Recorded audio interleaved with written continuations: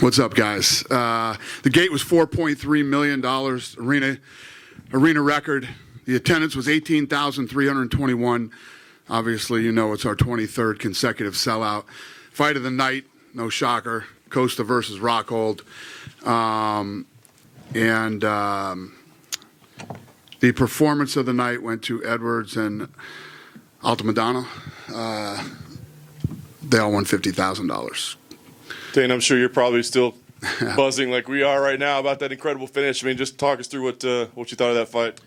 Yeah, I thought that Usman fought the perfect fight, and it was crazy because I was listening to the commentary, and Rogan and Anik and DC were dead on with everything that they were saying on what Edwards needed to do and what he should be doing, and as soon as they were saying it, literally lands the head kick, and yeah.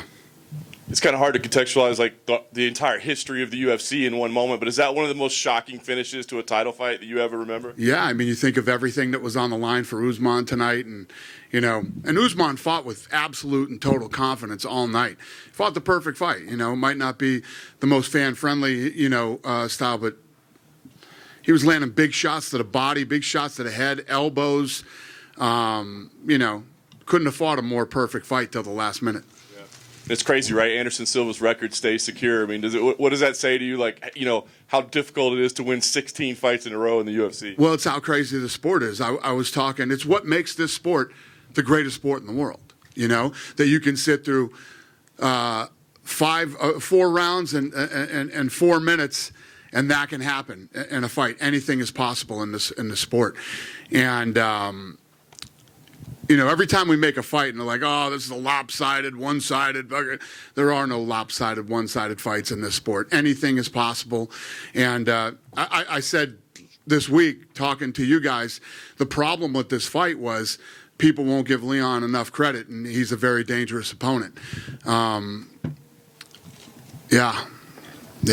Wow. You took kind of an unprecedented step this week and said, hey, if Leon wins, we probably got to do a rematch. Do you still believe that's the case? I mean, how do you not do Wembley? I mean, I don't know. Yeah. I was going to ask, you want to do it in England? I mean, ideally, would you want to do it in England? Yeah. Awesome. All right. I did want to ask you about the co-main event with Luke Rockhold, and it seems like he's done. Kind of a controversial week with him and the things he had to say about the company. I'm just kind of curious what your thoughts are now. Yeah, I think that coming into a situation like both of theirs, there's a lot of pressure, there's a lot of stress. And listen, you know me, who's more freedom of speech than me? He's entitled to his own opinions and his own, whatever it is that went on this week. But let me tell you what, I'll never say anything about him. I totally respect him. And after that war tonight, normal humans like us that are sitting in this room have no idea what those two went through tonight in that octagon, and we never will, thank fucking God, okay? And for both of them to dig as deep as they did and put on an absolute dogfight like they did, I have nothing but respect for both of them. Are they both a little nutty? Absolutely. But, hey, nothing but respect. The last question I had, I did want to ask you about Merab Dvalishvili as well. Not necessarily the most exciting fight of the night, but certainly a big win over Jose Aldo. Just what did you think of his performance? And, do you view him up there now in those top few guys in the bantamweight division? Yeah, I mean, listen, I think that, first of all, I love Jose. I don't want to shit on Jose, but Jose had zero offense tonight. And Merab didn't go after it like, a guy that looks like he wants to fight for the title. And, when asked the question about his friend holding the title and what did he want to do, he never really answered the question. So, I think that Merab had, I always say this, we're the bells and whistles guys. We lay it out there for him. We give you the opportunity to shine. And it's up to you to get out there and do it. That didn't happen tonight. Dana, here, Jesus Rodriguez from Univision. I saw a couple of guys being tired, opening their mouths and everything. Do you think the altitude of Salt Lake City was a factor in that too? I think that, anywhere you go, no matter where you fight in Abu Dhabi, the weather is a factor. You fight here, the altitude's a factor. You fight in Vegas, Vegas is a factor. You fight in Denver. Everywhere you go, there are factors to the fight. What are your impressions in Salt Lake City receiving the UFC 278? What's the question? What are your impressions of Salt Lake City and having a big I mean, the crowd was incredible tonight. I mean, you could put this crowd up there with anybody tonight. These guys were fired up. They were into it. The arena was like 60% full for the first fight of the night. I mean, this is as good as it gets. Thank you. Thank you. Dana, I don't know if you heard yesterday, but Paulo Costa said USADA came and blood tested him. I apologized to him up on stage. That'll never happen again to any fighter. Is that something that you guys can control, or is that a USADA thing? How does that happen? Because it seems quite dangerous for a guy. Yeah, it's just you listen. Again, how to explain? They don't know about fighting the way that people who know about fighting know about fighting. You don't go in and test a guy at 6 a.m. when he's cutting weight, and it's just the result's going to be the same a few hours later. You wait, and I apologized to him on stage when he came out, and that won't happen to another fighter again. Are you guys in talks with him about maybe renegotiating, getting a new contract with him, or what's your relationship with Paulo at the moment? I told you 2 minutes ago, nothing but respect. Nothing but respect for both of those guys tonight, and of course, we'd like to re-sign him. We'll see what happens. Dana, just one for you here. I know you said you were working on next month's pay-per-view, getting some fights on there. Tony Ferguson tweeted out. Tony Ferguson fighting? Yes. Who's he fighting? Oh, he didn't say who he's fighting? No. All right. We'll let you know soon. You gave That's done. It's Leach. Li Jingliang at 170. Yes. Awesome. Thank you. Yep. Dana, when you said that won't happen again, the Paulo Costa getting tested right before official weigh-ins, have you already had that conversation with USADA? I didn't, but yeah, we have. Okay. Yeah. Hey, Dana. Yep. Amir Albazi got the victory. He wants to fight in Abu Dhabi. Would you consider that the Tuesday matchmaking? Who does? Amir Albazi. I don't know about Abu Dhabi's pretty stacked, Probably need something bad to happen in Abu Dhabi to make that fight, but that card's pretty good. Yeah. Brandon Moreno was back here as a guest fighter, and he said he wants to fight Davidson Figueiredo in Rio in January. Is that? I don't know, man. You guys are throwing all this shit at me, and I don't know. We'll see. Yeah. Dana, you said a few months back that Salt Lake is a destination. Yep. With the result and the turnout tonight, how soon till you come back to Vivint Arena? Probably next year. Like 2023? Yeah. Perfect. Yep. Good? Yeah. All right. Dana, right here. Yeah. You said that all the uncertainty between Merab and Aljo, does that leave the door open for maybe a Cheeto to get in there for a title shot? What's the question? With the uncertainty between Merab, he didn't answer the question whether or not he would actually fight Aljo. I just think that Merab tonight, I didn't see a lot of offense out of Jose Aldo. I think that when you're on a card like this, the place is packed like this, and you want to make a statement in that division, you go for it. And listen, I get it. He's fighting Jose Aldo and whatever it might be. I don't know. I don't think Merab did himself a lot of favors tonight. Would that leave the door open for maybe Chito Vera? I have no idea. Thank you. Yep. Dana, I was just wondering, the Gronk telecast, what they did was pretty interesting. I know that it's probably more a Vegas question than anything else, but what you revealed with Derek Carr and Gronk wanting to play for the Raiders, at least it was close. Can you kind of talk about that a little bit? I didn't want to talk about that, no, but he sort of sucked me into it on live TV. Yeah, it's true. And I talked Brady into playing for the Raiders. And Gronk was coming with him. And they were negotiating the deal, and they were really close to getting it done. And then Gruden pulled the deal, and Brady was not happy about it. Neither was I. And, yeah, and that's that. He went to the Buccaneers and won the Super Bowl. I don't want to fucking box there. I wanted Brady at the, you know what I mean? It's crazy. But yeah, it's true. And I thought that I would never tell that story publicly, but what the hell Gronk was doing tonight that he brought that up. But yeah. what could have been, I guess, huh? Yeah, it would have been amazing for the city and would have been amazing for the Raiders. I mean, their first year there, they got Brady and Gronk, you know. So, yeah. I'm sure Mark Davis is real happy to hear this story. Dana, right over here. Yep. 6 years ago, you were here for a fight night, and you kind of talked about that it was on a specific day, and so it was kind of tough to get a big crowd out here. Tonight, you sell out a pay-per-view event. You have a huge opportunity with Leon capitalizing on this big fight.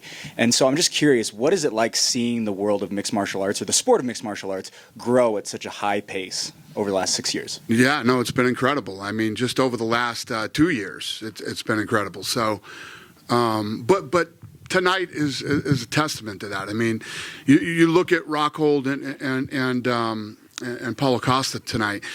They're both acting crazy all week. You know, you don't know what to expect when they come out. But anybody who knows anything about the sport knows that if they come out and do what they are capable of doing, you're going to get a fight like we got tonight. We end up getting that. And then, you know, we're probably in a situation, there was a minute left of the fight. You probably had people getting up and walking out because it looked like, you know, this was going to be a shutout for Usman, and boom, a head kick. It's what makes this sport so great, so exciting, and why it's so fun. You can never take it for granted and think that something's over until it's actually over. And when you get that moment that I call the holy shit moment, which was the head kick, and you have everybody in the arena at the same time, everybody who's home watching TV at the same time, everybody in bars at the same time, just explode. It's pretty special, man. The sport is pretty special. Yeah. Hi, Dana. UFC has a new TV as partner in Brazil for 2023. It's Bundy. Would you mind to let me know a little bit more how happy and excited you are UFC is with the new deal, the new partner in Brazil? Yeah, you know, we've been wanting to bring Fight Pass to Brazil for a long time. It's finally going to happen, and obviously get back to Brazil. We haven't been there in a long time either. And I know there's been a lot of smack talking about me. I will be in Brazil for this fight. So we're excited. I don't know what else to say other than that. Finally, and we're excited. We're coming back, Fight Pass, and I'm coming back to Brazil too. I'm looking forward to it. Awesome. How would you resume? How important was Global during the last 10 years in Brazil with you? It's been incredible. Our relationship with Global was and still is awesome. Those guys have been very good to us, and they definitely helped us grow the brand in Brazil. Perfect. Last question, please. And we're not done with Globo either. We'll continue to do work with Globo. Yeah. Awesome. Last question, please. For the near future, how important are Paulo Costa and Jose Aldo for the UFC plans with Brazilian market? How important are Costa and Aldo for the future in the Brazilian market? Yeah, I mean, obviously, Costa had a great fight tonight. I mean, Jose Aldo's a legend, a living legend of the sport, one of the greatest superstars to ever come out of Brazil. And he's very important to this company and to the sport. Hey, Dana. Also from Brazil here. We any news about the possible rematch with Glover and Jiri Prochazka? Not off the top of my head, no. But obviously, a fight we want, a fight they want. So I'm sure a fight the fans want too. So we'll get it done. Thank you. Thank you. Dana, you said in Vegas, fighters have to deal with Vegas. Yeah. Is there any hesitance in bringing John Jones back to Vegas? That's funny. Yeah, there's a little. Yeah, there's a little. Probably bring him to New York. Yeah.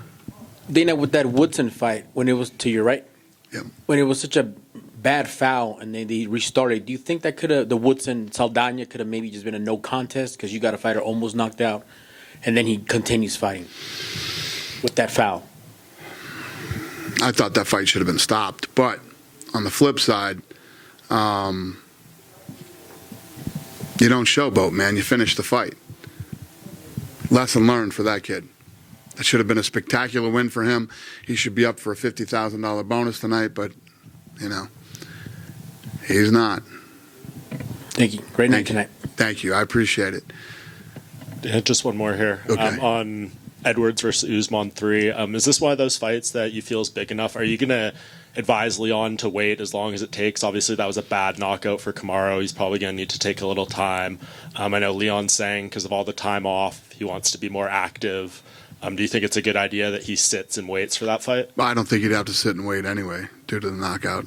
He wouldn't have to wait that long. You'd have to go back into camp and start training again anyway. First of all, we'd have to have the date. We're booked up all the way to, I think we're booked up into January now. So, there'll be no waiting for him. So you think even if it's a rematch? You usually go to England in March. Do you think that's probably... We can go to England whenever the hell we want to now. I mean, we could go to England before. We were selling out England before. Now you just start looking at, do you do a bigger arena? Do you go? And I'm scared to go outside, and I'm definitely scared to go outside in England. So I'm serious but joking about Wembley. But anything is possible in England now. When I tweeted out that comment, people seem very excited about the idea of Wembley. So maybe. Yeah, no, it would be fun. But it's scary at the same time. Sure. The weather isn't the greatest over there in England. Appreciate it. Thank you. Yeah. Yes. Yeah. Speaking about Brazil, what do you think it'll be next in line for Amanda Nunes? It'll be Juliana Peña number 3 or Valentina Shevchenko? What do you think about that? I have no idea yet. I haven't talked to any of them yet about any of that. I don't know. I don't know what she wants to do. Is she okay? She's great. Yeah. Yeah, because she's very okay. She was in a wheelchair and all of that. Yeah. They were in a war. It was a tough fight, so it happens. I'm sure you're going to see Edwards limping in here tonight too. You know what I mean? Obviously, they transported Usman, but 5-round wars, man. Yeah, you don't come skipping in this place. It's tough on these guys. Besides Brazil, are you thinking in any UFC throughout Latin America, like Argentina, Venezuela, Colombia, Mexico? Well, yeah. Do I want to go to those places? Yeah, and actually made the event happen in those countries. Yeah, absolutely. We're going to go everywhere. The world isn't exactly where it was 5 years ago. You know what I mean? When the world starts being like it was the pre-pandemic, I'll take this thing everywhere and anywhere. But like I say, literally every time I talk, I'm not going anywhere that's tough to do business. Hey,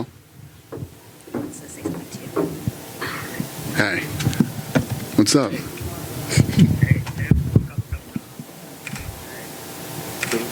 Who is it?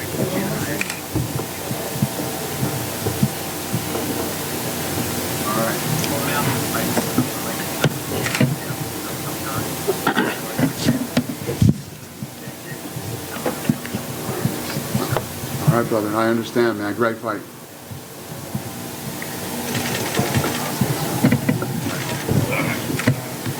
Good night, you guys. You're not going to tell us who that was, Dana?